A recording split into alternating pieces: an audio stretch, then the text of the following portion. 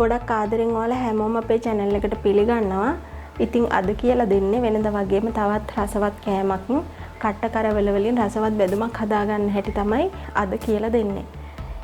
ඉතින් ඔයා අපේ channel එකට අලුත් නම් subscribe කරලා එකතු වෙන්න.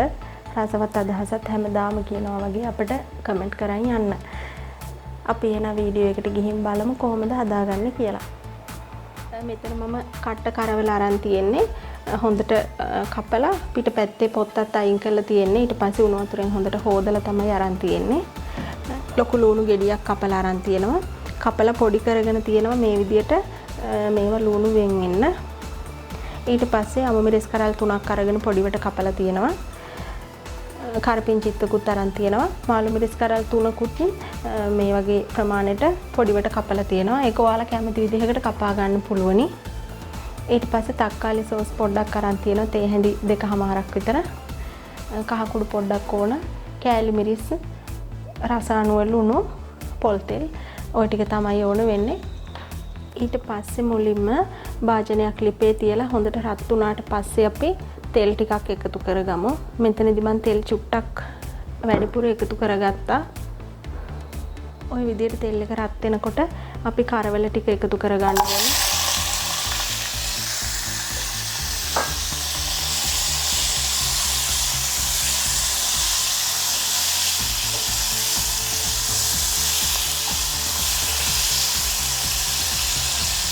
කරවල ටික ওই විදිහට තෙල් එකේ පොඩ්ඩක් බැදෙන්න අරින්න ඕන.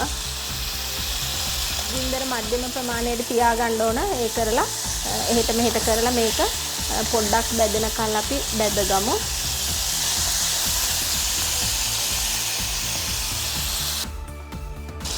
මේ විදිහට තරමක් බැදුනට පස්සේ අපි එකතු කරගන්න ඕන මේ ටික කරපිංච ටික, අමු මිරිස් ටික, ලුණු ටික.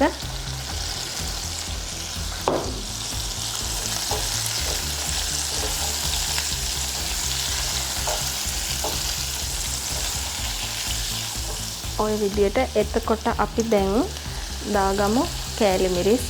මේක ඔයාලට වමනා තරමට දාන්න පුළුවනි. Tamanට සැර වමනා තරමට දාගන්න පුළුවනි.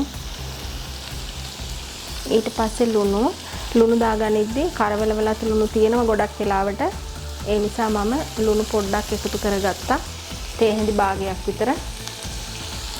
කහ කුඩුත් පොඩ්ඩක් එකතු කරගන්න ඕන. තේ හැඳි කාලක් විතර.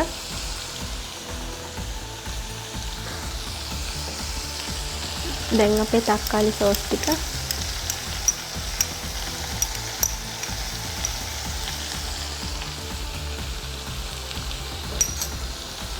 මේ විදිහට දැන් හොඳින් කලවම් කරගන්න.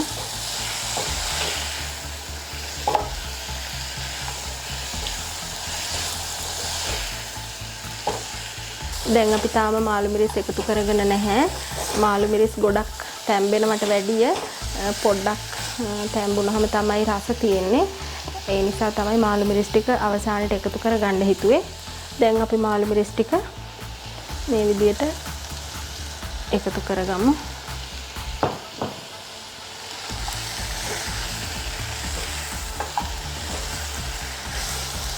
ඒකත් හොඳට කලවම් කරගෙන අපේ ලිපේ ගින්දර හොඳටම අඩු කරලා අපි විනාඩියක් මේක වහලා උයාගමු.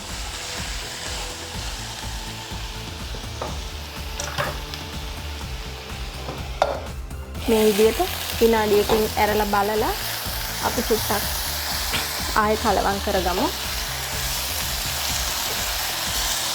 කලවම් කරගෙන ආපහු අහලා විනාඩියක් තියලා බාගමු. ඔන්න තව විනාඩියකින් මම ඇරලා බලන්නේ. දැන් හොඳ ගානට ඉදිලා තියෙන්නේ අපේ කරවල බැදුම. මේ වෙලාවේදී මම ලිප වහ ගන්නවා. හරිම සුවඳයි. ඒ වගේම ගොඩක් රසයි මේ විදිහට කරවල එකක් හදාගත්තාම. එහෙනම් ඔයාලත් මේ විදිහට හදලා රස බලන්න. ආයෙත් මේ වගේම අලුත් වීඩියෝ එකකින් ඉක්මනින්ම හම්බ වෙමු.